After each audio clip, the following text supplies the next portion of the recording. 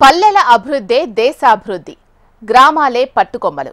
తెలంగాణలో స్థానిక సంస్థలు ప్రత్యేక అధికారుల పాలనలోనే మగ్గాయి. నాటి స్థానిక ప్రజాప్రతినిధులు హామీలు అమలు చేశారా? గ్రామాల్లో ప్రస్తుతం నెలకొన్న సమస్యలు ఏంటి? రానున్న రోజుల్లో గ్రామాల్లో ప్రజలు ఎలాంటి అభివృద్ధిని కోరుకుంటున్నారు అనే విషయాలు తెలుసుకునేందుకు హెచ్ఎంటీవీ వినూత్న కార్యక్రమం చేపట్టింది. ఊరి కోసం కార్యక్రమంతో గ్రామాల్లో ప్రజలు, ప్రజాప్రతినిధులు, నేతల అభిప్రాయాలు సేకరించింది. గ్రామాల అభివృద్ధిపై వారేమంటున్నారు? ఊరి కోసం కార్యక్రమం మీకోసం.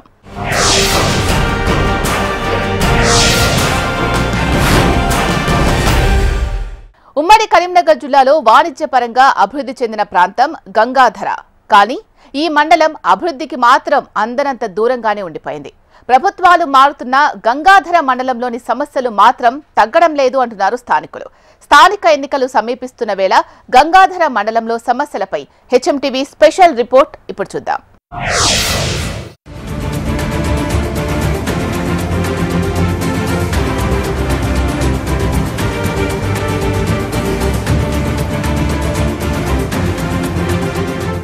గంగాధర మండలం కరీంనగర్ జిల్లాలో ఓ వాణిజ్య కేంద్రం. జిల్లా కేంద్రంలో ఉన్నంత విలువైన భూములు ఇక్కడుంటాయి. ఇంతటి వాణిజ్య కేంద్రంగా ఉన్నప్పటికీ గంగాధర అభివృద్ధికి నోచుకోవటం లేదని స్థానికులు వాపోతున్నారు. ఈ మండలంలో సాగునీటి వనరుగా నారాయణపూర్ రిజర్వాయర్ సమస్య స్థానికులను వెంటాడుతోంది. రిజర్వాయర్లో ముంపులో ఉన్న గ్రామాలకు ముంపు పరిహారం ఇవ్వటంలో ప్రభుత్వాలు ఏళ్లుగా విఫలమయ్యాయి. కనీసం సర్వే పనులు కూడా పూర్తి చేయలేకపోయారంటూ మండలంలోని మంగపేట, నారాయణపూర్ గ్రామాల ప్రజలు మండిపడుతున్నారు.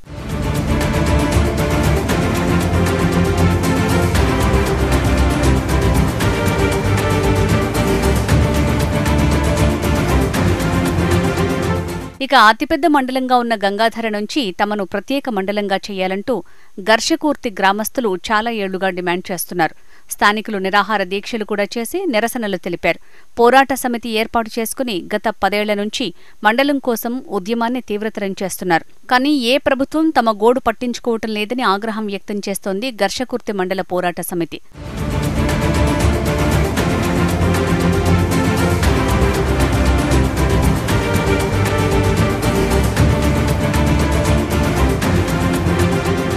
ఇక ఈ గంగాధర మండలంలో విద్యా, వైద్యానికి సంబంధించిన అంశాల్లోనూ అనేక సమస్యలు మండలాన్ని పట్టిపీడిస్తున్నాయి. గత 10 ఏళ్ల కాలంలో సొంత భవనాలు లేకుండానే స్థానికంగా ప్రభుత్వ విద్యాలయాలు, వసతి గృహాలు నడుస్తున్నాయంటూ స్థానిక యువత ఆవేదన వ్యక్తం చేస్తున్నారు. జాతీయ రహదారిని ఆనుకుని ఉన్నప్పటికీ గంగాధర చౌరస్తా అభివృద్ధి చెందలేదు. అనేక వాహనాలు వేగంగా రావడంతో ప్రమాదంలో చనిపోతున్న వారి సంఖ్య ఏటికేడు పెరుగుతూనే ఉన్నాయి. అయితే జాతీయ రహదారి నిర్మాణం కోసం రాష్ట్ర ప్రభుత్వం భూసేకరణ చేయటం లేదంటూ విమర్శలు వినిపిస్తున్నాయి. ఇలా మండలంలోని అనేక సమస్యలు ఇప్పుడు స్థానిక సమరం ముందు చర్చనీయాంశంగా మారిపోయాయి. నమస్తే, నేను గోపాలకృష్ణ. స్థానిక ఎన్నికలు సమీపిస్తున్న వేళ గ్రామీణ స్థాయిలో ఉన్నటువంటి సమస్యలను ఎత్తు చూపేందుకు హెచ్ఎంటీవీ తీసుకున్నటువంటి కార్యక్రమానికి స్వాగతం, సుస్వాగతం. ప్రస్తుతం నేను కరీంనగర్ జిల్లా గంగాధర మండల కేంద్రంలో ఉన్నాను. ఈ గంగాధర మండల కేంద్రంలో ఎలాంటి సమస్యలు ఉన్నాయి, తెలంగాణ వచ్చిన తర్వాత గత కొన్నేళ్లుగా జరిగినటువంటి అభివృద్ధి ఏంటి, ఇంకా కావాల్సినటువంటి అభివృద్ధి ఏం మిగిలింది, ప్రజలు ఏం కోరుకుంటున్నారు, రాబోయేటువంటి కొత్త తరం నాయకులు ఏం చేయాలనుకుంటున్నారు, అలాగే ప్రజాభిప్రాయం ఎలా ఉండబోతుందో తెలుసుకునేందుకు ఓ ప్రయత్నం చేయబోతున్నాం. స్థానిక సమస్యలపై ఒక చర్చ తీసుకొచ్చేటువంటి ప్రయత్నం మనం చేస్తున్నాం. సో నేను గంగాధర మండల కేంద్రంలో ఉన్నాను. నాతో పాటు స్థానిక యువ నాయకులు, ప్రజా సంఘాలు, అలాగే స్థానిక ప్రజలు వీళ్ళందరూ కూడా ఉన్నారు. ఏ సమస్యలు ఉన్నాయి ఇక్కడ ప్రధానంగా ఈ ఎన్నికల నేపథ్యంలో రాబోయేటువంటి యువతరం, మీరు యూత్ కాబట్టి ఎలాంటి పనులు చేస్తే బాగుంటుంది అనుకుంటున్నారు, స్థానికంగా ఎట్లాంటి సమస్యలు ఇంకా పేరుకపై కనిపిస్తున్నాయి? మెయిన్గా మన గంగాధర మండలానికి సంబంధించిన ముఖ్య సమస్య ఏంటంటే నారాయణపూర్ రిజర్వాయర్ ఒకటి మెయిన్గా ముఖ్యమైన సమస్య. దాని ద్వారా కొన్ని గ్రామాలకు నీళ్లు పోక ఆ సంబంధించిన గ్రామస్తులు కూడా ఇబ్బందులు పడడం ఇలాంటివి, ఇది చాలా గంగాధర మండలంలోని నియోజకవర్గంలోనే ఒక పెద్ద సమస్యగా మారింది. గతంలో ప్రభుత్వం చేస్తానది, ఇప్పుడున్న ప్రభుత్వం చేస్తానది, కానీ ఇంతవరకు దాన్ని ముందుకు పోయింది లేదు.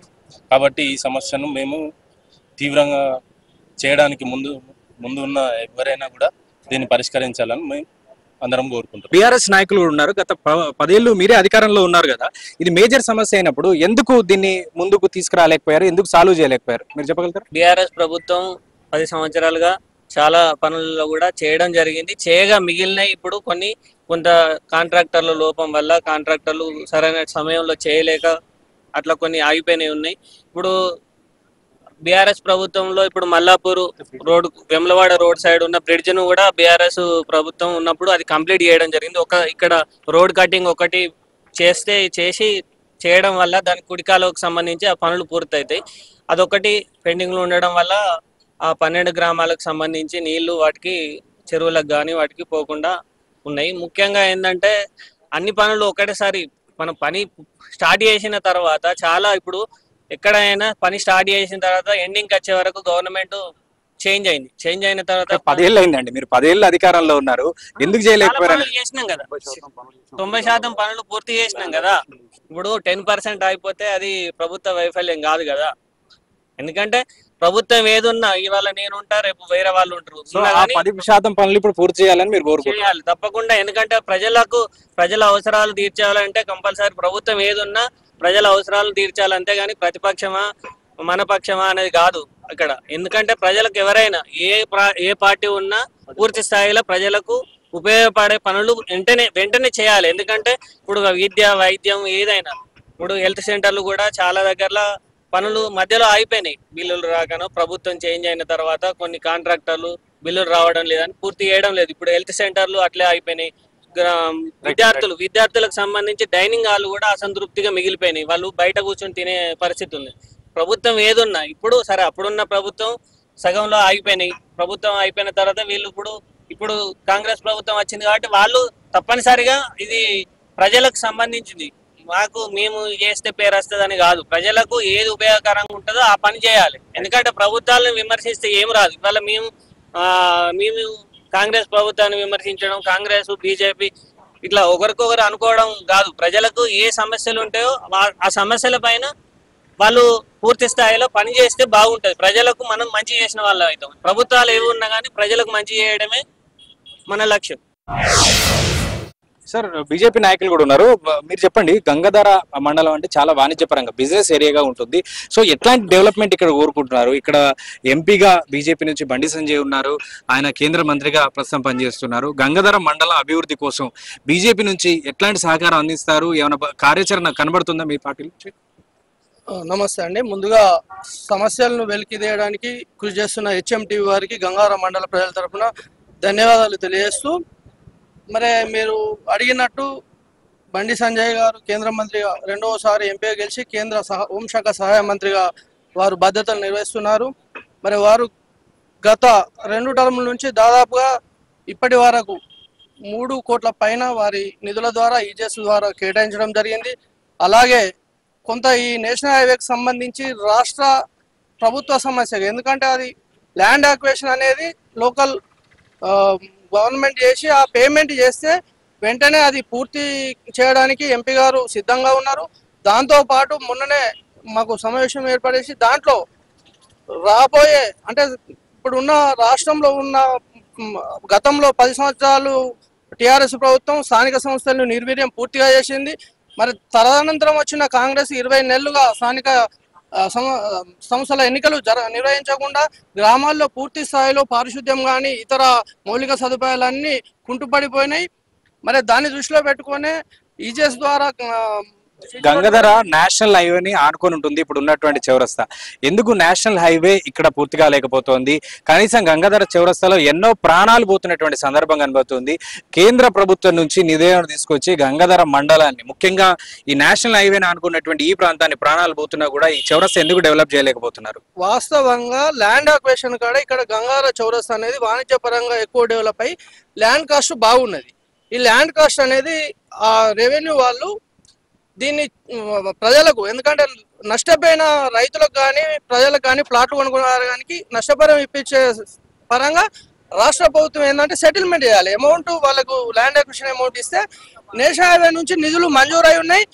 అవి మన ఇక్కడ మానకొండూరు వరకు కరీంనగర్ పరిధిలో వచ్చున్నాయి. కేవలం కొత్తపల్లి మండలం నుంచి గంగాధర 2 మండలాల పరిధిలోనే ఈ ల్యాండ్ అక్విజిషన్ ఆగడం వల్లనే ఈ సమస్య అయింది. కానీ ఇది రాష్ట్ర ప్రభుత్వం చూసుకోవాల్సిందే అంట. ల్యాండ్ అక్విజిషన్ కేంద్రానికి నేషనల్ వాళ్ళకు అప్పచెప్పాల్సింది రాష్ట్ర ప్రభుత్వం బాధ్యత కాబట్టి అది పూర్తి చేస్తే వెంటనే దాంతో 2 సమస్యలు పోతాయి. నేషనల్ హైవే ప్రాబ్లం పోతే ఇక్కడ రైల్వే ఓవర్ బ్రిడ్జ్ కూడా సమస్య దాంట్లోనే అవుతుంది కాబట్టి ఇది వెంటనే ఇది మేము రాష్ట్ర ప్రభుత్వం ఈ ల్యాండ్ అక్విజిషన్ పూర్తి చేసి నేషనల్ అప్పచెప్పాలని మేము ఎంపీ గారు సిద్ధంగా ఉన్నారు. ఎప్పుడు ఈ ల్యాండ్ అక్విజిషన్ అయినా ఇదే ల్యాండ్ అక్విజిషన్ సంబంధించి మరి ఒక అధికార పార్టీ నాయకులను అడిగి చూద్దాం. చెప్పండి, ఏం చెప్తారు? గంగాధర డెవలప్ కావాలంటే ఇక్కడ నేషనల్ హైవే పోతుంది, దాన్ని ఆనుకుని ఉన్నా కూడా ఇబ్బందికరంగా ఉంది. ల్యాండ్ అక్విజిషన్ చేయడానికి మీ నాయకుల నుంచి ప్రోత్సాహం కరువైందని చెప్తూ ఉన్నారు ప్రతిపక్షాలు. సో ఏం చెప్తారు? స్థానిక నాయకులుగా ఎందుకు ఎక్కడ ఇబ్బంది జరుగుతుంది? స్థానిక నాయకత్వంగా మా ఎమ్మెల్యే గారు మాత్రం చొప్పండి శాసనసభ్యులు మేడిపల్లి సత్యమన్న గారు మాత్రం ఇంతకుముందు కూడా గతంలో రివ్యూ మీటింగ్ పెట్టి అధికారులతో కూడా చర్చించడం జరిగింది. వారు ఆదేశాల అనుసారం కూడా మొన్న ఈ 15 days క్రితం కూడా దాని మీద ఒక ప్రణాళిక జరుగుతుంది. ఎందుకంటే వాస్తవంగా ఏంటంటే భూముల రేట్లు ఎక్కువ ఉండి కొందరు వాళ్ళు రైతులు అనే వాళ్ళు ఏం చేస్తున్నారంటే కొంత లేట్ అవుతుంది. అంటే సమస్య ఏమవుతుందంటే అధికారులు నచ్చజెప్పి దాన్ని చేస్తారు. మా ఎమ్మెల్యే గారి ఆధ్వర్యంలో వారికి రైతులకు కూడా నచ్చజెప్పి మేము చేసే కార్యక్రమాలు ఏమున్న అభివృద్ధి కార్యక్రమాలలో తప్పకుండా మా నాయకుడు ముందుంటాడు, ప్రజల్లో ఉంటాం. విద్యా వైద్యానికి సంబంధించినటువంటి ఇష్యూస్ కూడా గంగాధర మండలాల్లో కనిపిస్తూ ఉన్నాయి. మరి వాటికి సంబంధించి ఇష్యూస్ ఏమున్నాయి? విద్యా వైద్యానికి సంబంధించి మీ మండలాలు అంతా బాగానే ఉందా? ఏం జరుగుతుంది? ముఖ్యంగా గంగాధర మండలంలో గురుకుల పాఠశాలలు 3 పాఠశాలలు ఉన్నాయి. 3 పాఠశాలలు ఏవైతే ఉన్నాయో అవి ఒక ప్రభుత్వ భవనాల్లో కాకుండా ప్రైవేటు భవనాలు ఉండడం ద్వారా విద్యార్థులకు ముఖ్యంగా సౌకర్యాలు అనేది అడ్జస్ట్మెంట్ ఎక్కువ చేస్తున్నారు. ప్రిన్సిపల్స్ అయినా కానీ ప్రభుత్వ భవనాలు లేకపోవడం ద్వారా ఉన్న దాంట్లో అడ్జస్ట్మెంట్ చేస్తున్నారు. వాటర్ లేకుంటే temporary water system, washrooms correct లేకుంటే టెంపరీ చేయడం, విద్యార్థులకు సౌకర్యవంతమైన హాస్టల్ లేక ఇబ్బంది పడుతున్నారు. విద్యార్థులు కూడా చదువు మెరుగ్గా ఉన్నప్పటికీ కూడా సౌకర్యాలు కరెక్ట్ లేకుండా గంగాధర మండలంలో ఒక 3 పాఠశాలలు ఉన్నాయి. మైనారిటీ పాఠశాల, గురుకుల బాల పాఠశాల, బాలికల పాఠశాల. ఈ 3 ప్రభుత్వ గురుకుల పాఠశాల విద్యార్థులు చాలా వరకు సమస్యలు ఫేస్ చేస్తున్నారు. ఏం కావాల్సి ఉంది? ఏం కోరబోతున్నారు? గత కాంగ్రెస్ హయాంలో దాదాపుగా ఈ గంగాధర మండలంలో 6 స్కూళ్ళు మూతపడ్డాయి. గత ఉమ్మడి ఆంధ్రప్రదేశ్లో. తెలంగాణ వచ్చిన తర్వాత 3 స్కూళ్ళు మూతపడ్డాయి. ప్రజెంట్ వచ్చేసి 6 జిల్లా పరిషత్ పాఠశాలతో ఈ కరీంనగర్ ఈ జిల్లాలో ఉన్న ఈ గంగాధర మండలం ఉన్నది. ఈ 6 పాఠశాలలు కూడా ఉంటాయా పోతాయా అని చెప్పేసి స్థానికంగా ఉన్న గ్రామ ప్రజలు ఇలా ప్రైవేటు విద్యా వ్యవస్థలో చదివించలేక ఇలా అప్పుల పాలై ఇలా పుట్టినందుకు తన కొడుకులను విద్యావంతులుగా తీర్చిదిద్దాలని ఒక కోరికతో వాళ్ళ నానా కష్టాలు పడి ఇలా గంగాధర మండలంలో చాలా మంది కూడా వలసలు పడుతున్నారు. ఇలా విద్యా వ్యవస్థను భ్రష్టు పట్టించింది టీఆర్ఎస్ కావచ్చు, గతంలో కాంగ్రెస్ కావచ్చు. ఈ టీఆర్ఎస్ గవర్నమెంట్ కూడా ఏం చేయలేదు గంగాధర మండలంలో గత 10 సంవత్సరాలుగా. అంతకుముందు 10 సంవత్సరాలు కాంగ్రెస్ గవర్నమెంట్ కూడా ఏం చేయలేదు. స్థానికంగా ఉన్న మేడిపల్లి సత్యం గారు కూడా విద్యావంతులు, వారు కూడా ఈ విద్యా వ్యవస్థను ఇక్కడ పట్టించుకుంటాడని మేము అనుకుంటాం. అదేవిధంగా గంగాధర మండలానికి మేజర్ ఇష్యూ వచ్చేసి నారాయణపూర్ రిజర్వాయర్. గతంలో 10 సంవత్సరాలు కాంగ్రెస్ పాలనలో ఈ యొక్క నారాయణపూర్ రిజర్వాయర్ అనేది మాటలకే అయిపోయింది, చేతులకు ఎక్కడ కాలేదు. కేవలం భూసేకరణకే 10 సంవత్సరాలు పట్టిన కాంగ్రెస్ ప్రభుత్వము ఈ 10 సంవత్సరాల బీఆర్ఎస్ ప్రభుత్వం భూసేకరణ దాటి మళ్ళీ ముందుకు రాలేదు. కేవలం కెనాల్ అనేటివి కట్టిండు, వాటికి లైనింగ్ వర్క్ లేదు. ఎక్కడ పడితే అక్కడ కెనాలు తెగిపోతున్నాయి. ఇలా నారాయణపూర్ రిజర్వాయర్ సంబంధించిన 4 ముంపు గ్రామాలు పట్టించుకున్న నాడులే లేదు. గత కాంగ్రెస్ పాలన కావచ్చు, మొన్న దాకా ఉన్న బీఆర్ఎస్ పాలన కావచ్చు, మళ్ళీ వచ్చినప్పుడు కాంగ్రెస్ పాలన కావచ్చు, 2 సంవత్సరాలు గడుస్తున్నది. ఇప్పటికి కూడా మళ్ళీ సమస్య ఏంటి? అసలు ఏం జరుగుతుంది? నారాయణపూర్ సమస్య సార్, మీ అందరికీ నమస్తే. నేను ఒక పెద్ద మనిషిని. నారాయణపూర్ రిజర్వేయర్ 2003లో అయింది. 2003లో చంద్రబాబు వచ్చి శంకుస్థాపన చేశాడు. అప్పటి సంది మంగపేట గ్రామం, చెర్లపల్లె గ్రామం లేచిపోవాలని చెప్పి కొట్లాడుతూనే ఉన్నాం. ప్రతి నెల ప్రతి సంవత్సరం పోతూనే ఉన్నాం, అప్లికేషన్ ఇస్తూనే ఉన్నాం. ఏం చేయలేదు. టీఆర్ఎస్ చేయలే, కాంగ్రెస్ చేయలే. 2010లో సర్వే చేసారు. సర్వే చేసి ఊరు మాత్రం లేపాలి అని చెప్పి ఆయన ఊరికి నెంబర్లు వేసారు. నెంబర్లు వేసే వరకు అప్పుడు ఏమైంది కదంటే తెలంగాణలో ఇల్లు పడ్డాం. అప్పుడు ఆగిపోయింది. అయిపోయినాక టీఆర్ఎస్ వాళ్ళు ఎంబడబడ్డాం, బడివసాబు ఎంబడబడ్డాం. నా చేద్దాం అని. తర్వాత ఇంకా ఈయన రవిశంకర్, తర్వాత ఈయన ఎంబడబడి ఎవ్వరేం ఎంబడబడ్డా నారాయణపూర్ చేసేది లేదు, మంగపట లేపేయలేదు. 1061 సర్వే నెంబర్లో గుట్ట ఉండే. ఇక ఎమ్మెల్యే ఉండి దాన్ని సాఫ్ చేసుకొని మీకు ఇల్లు ఇస్తామని వాళ్ళే 1,50,00,000 పెట్టి సాఫ్ చేయించాం. ఊరందరు కలిసి సాఫ్ చేసుకొని అది దాని పర్మిషన్ ఇవ్వమంటే మనిషికి ఒక గుంట బాగా వచ్చింది. అన్ని ప్లేట్లు పెట్టుకున్నాం. దాని పర్మిషన్ ఇవ్వమంటే ఆయన ఇవ్వలే, ఈయన ఇవ్వంటే ఈయన ఎత్తలేడు. ఊరు మొత్తం 30 గ్రామం, 11 ఇండ్లు పోతాయి. ప్రతి మ్యాన్ ఉంటాయి. 11 ఇండ్లు వెనక ఉన్నేళ్ళు ఏం చెప్తాయి ఆడ. ఒకసారి ఏ ప్రభుత్వం వచ్చైనా జీవన్ రెడ్డి వచ్చిండు, ఒకసారి బండి సంజయ్ వచ్చిండు, చూసిండు ఈ ఊరు మాత్రం లేపన్నా బాగా ఇబ్బంది ఉన్నది అన్నాడు. అప్పటి నుంచి ఇప్పటిదాకా ఎవ్వరు ఏం చేసేది కాంగ్రెస్ వినా టీఆర్ఎస్ వినా బీజేపీ వీళ్ళు కొట్టాడు కానీ ప్రజలు చేసింది అయితే ఏమీ లేదు. మరి ఇప్పుడు ఎలక్షన్ వస్తుంది, ఏం చేయబోతున్నారు మీరు? ఏమైనా ఎలక్షన్ వస్తే పనిచేస్తున్న వాళ్ళకే చూడు అంతే. ఈ తాలూకా ఎమ్మెల్యేల ఎంపీ గానీ ఎంపీటీసీ గానీ జడ్పీటీసీ గానీ సర్పంచ్ గానీ ఎవ్వరు పనిచేస్తారో వాళ్ళకే ఓటేసు. ఈ ప్రభుత్వం టీఆర్ఎస్ గానీ బీజేపీ గానీ కాంగ్రెస్ గానీ ఇప్పటిసందిగా ఎవరికి పనిచేస్తాడు, ఏ మనిషి పనిచేస్తాడు అని ఆలోచించే ఓటేసు. అది మాత్రం గ్యారంటీ. మీరు ఏమని అనుకోని మీ అందరికి ఏమైనా తప్పుంటే క్షమించున్నారు. ఇల్లు ప్రధాన సమస్య ఉంది. ఇప్పుడు మంగాపేటలో తీసుకున్న 11 ఇళ్ళు FTA level, full tank level. మాకు బఫర్ జోన్ కూడా కావాలి. బఫర్ జోన్ రేపు ఫ్లడ్ వస్తుంది. ఇప్పుడు ఈ FTA లెవెల్ కంటే పైకి వాటర్ వస్తాయి. ఇప్పుడు నేను మొన్న వర్షాలకు పాములు ఇళ్ళలు, ఊర్లో రోడ్లు ఉండవు. ఎమ్మెల్యే గారు 3 నెలలు ఇస్తున్నారు. గెలిచినాక ప్రచారానికి వచ్చినప్పుడు నేను గెలిచిన 3 నెలల్లో మీ ఊళ్ళో సమస్యలు లేకుండా ముంపు గ్రామం కంప్లీట్ చేస్తా. మేము ఏదైతే చదువు చేసుకున్నామో 286 ఫ్లాట్లు వాటికి పట్టా సర్టిఫికెట్లు ఇప్పిస్తూ ముంపు గ్రామం చేస్తూ రోడ్లు అన్ని క్లియర్ చేసి పెడతారు. ఇప్పుడు గెలిచి 20 నెలలు అవుతుంది. కనీసం మంగపేటకు అడుగు కూడా పెట్టలే. ఇప్పటికి మా ఊర్లో సమస్యలు FTA లెవెల్ అండి. FTA లెవెల్ ఎక్కడ తీసుకున్నారు? 11 హౌసెస్ 11 తీసుకోవాల్సింది 100 మీటర్స్. కాంగ్రెస్ ఉమ్మడి ఆంధ్రప్రదేశ్లో గత కాంగ్రెస్ గవర్నమెంట్ 100 మీటర్లు బఫర్ జోన్. ఇప్పుడు బఫర్ జోన్ తీసుకోకుంటే FTA లెవెల్ తీసుకుంటే ఫ్లడ్ ఎక్కువ అవుతుంది. వీళ్ళు ఏం చేయాలి? ఒక సీసీ రోడ్ ఇప్పటికి చూడండి, మంగాపేటలో 2003 నుంచి మంగాపేటలో ముఖ్యంగా మాపల్లె ఒక్క సీసీ రోడ్డు లేని ఊరు ఏదన్నా ఒక మంగపేట. ఇప్పటికి డెవలప్మెంట్ అంటూ కంప్లీట్ శూన్యం. మేము ముంపు గ్రామం.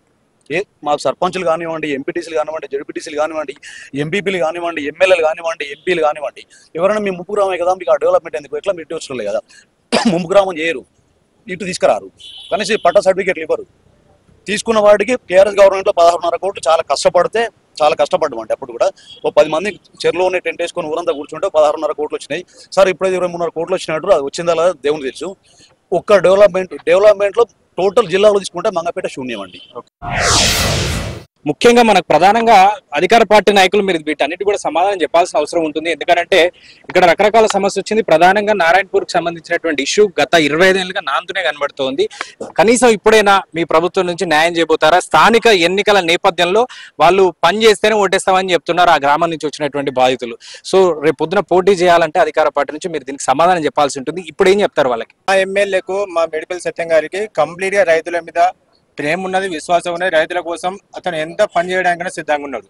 ఇక్కడ ఉత్తమ్ కుమార్ రెడ్డి ఇరిగేషన్ మినిస్టర్ ఉత్తమ్ కుమార్ రెడ్డికి ఇక్కడ చొప్ప నియోజకవర్గంలో ఒక ప్రోగ్రామ్ పెట్టుకున్నప్పుడు మాకు అనుకూలంగా ఉన్న గ్రామంలో ఎక్కడైనా మేము పెట్టుకోవచ్చు, కానీ ఎక్కడైతే సమస్య ఉందో అక్కడికే తీసుకొచ్చిండు.